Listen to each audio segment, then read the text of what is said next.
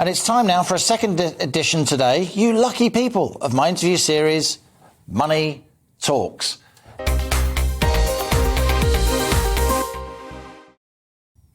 Now, a typical UK adult spends around £400 a year on hair and beauty products and treatments, with women spending disproportionately more. But hair and beauty has been one of the hardest hit industries by the pandemic, of course, with many salons not allowed to offer their services for months on end. But it's not all doom and gloom, not on this show. As the high street returns to normal, the beauty sector is making a bounce back. And an example of this is Richard Ward Hair and Metro Spa, a central London salon that's one of the largest in the UK and manufactures its own products. So here is Managing Director and co-founder of Richard Ward Hair and Metro Spa, entrepreneur Hellen Ward. Hellen, you are my latest guest on Money Talks. Very nice to have you here on the show. So what do you think? What could you do with this, Barnett? Liam, I'm not even going to go there. Let's just save that to the end, shall we? It's a vision. Oh, thank you, thank you. You say all the right things. OK, we're going to end it there. Yeah, it's over. Hair and beauty, it is a serious sector. It's billions of pounds a year. How is your sector? To what extent has it recovered from pandemic? You guys are going well. You're in central London. You're a very well-established brand and a very successful business. Chapeau to you. But you know that lots of other shops, outlets, salons across the country have suffered badly.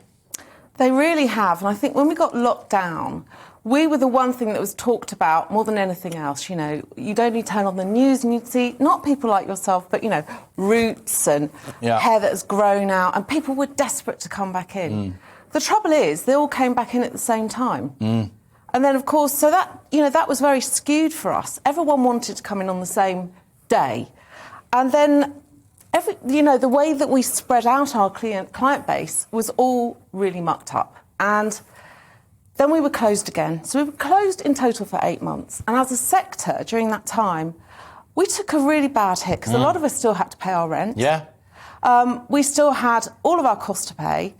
What we did find with clients, when they did come back in, it wasn't just about their hair and it wasn't about their treatments. It was about how emotionally, when they felt good about themselves, how good it made them feel to come back in. Sure. So that was really good. But as a sector, we've been extremely hard hit. We are made up of a lot of one-man bands. You know, someone like me who meets someone, starts off a brand on their own, you know, doesn't have any necessarily skills in that sense. And we've had to learn on the job. So you learn because you got the shop keys in your hand. So it has been really, really tough for us. We can't do what we do online. We can't put it on the back of a bike. So, you know, we have to pay our rent. We have to have our shops. Did the government overdo it in terms of the restrictions? Do you think hair, beauty, nails, all that stuff, do you think they were overcautious? Close contact services in our treatment rooms, like our spas, no. But I think furlough just went on for far too long. Really? Yeah, I do.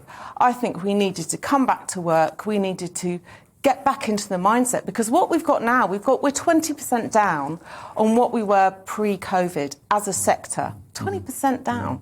And we've got rising costs, as as I've heard from you all day. You know, the rising costs, light and heat, of course. And national insurance. I know you're pretty narked about the increase in national insurance. 1.25 percentage points, not just for employees, but employers as well. You've got a corporation tax rise coming down the line next year, 19 to 25%. There seems to be no relief in business rates. I don't wish to be negative, but these are all facts. They're all facts. And the fact is as well that we are very, very massively taxed as a sector, because we have to pay VAT. And when you sell time and not goods, you can't recoup. It's an input and output tax, as we know, but you can't recoup anything back again.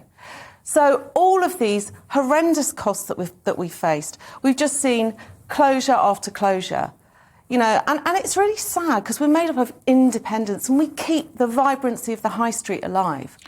What we bring to the high street, sorry to interrupt, Liam, is not just the footfall, but the cyclical footfall. That's right. It's not just buying a pair of shoes, it's coming back once a week, every 6 weeks, every 12 weeks. And that has been lost when we were closed. It's a tax on jobs, though, this national insurance rise. Is that going to stop you employing as many people as you otherwise would have done? Absolutely. So it's costing jobs at your It is costing salon. jobs, and our sector there is a move in our sector towards self-employment, the whole rent-a-chair, rent-a-room thing. And what the long-term impact of that is going to be less trainees. And apprenticeships should be something we're fighting for. So I'm really concerned, actually. And, you know, we've heard it said so much, but there is a perfect storm of, you know, clients working from home. They're not going out. They're not having their hair done because they're not going anywhere. They're working at their laptop all the time.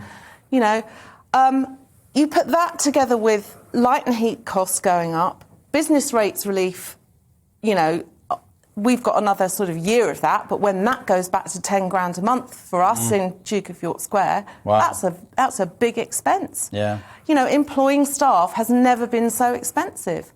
And, you know, there is this move towards self-employment, but I don't want to be a landlord. You can't build a brand ethos by being a landlord. Yeah.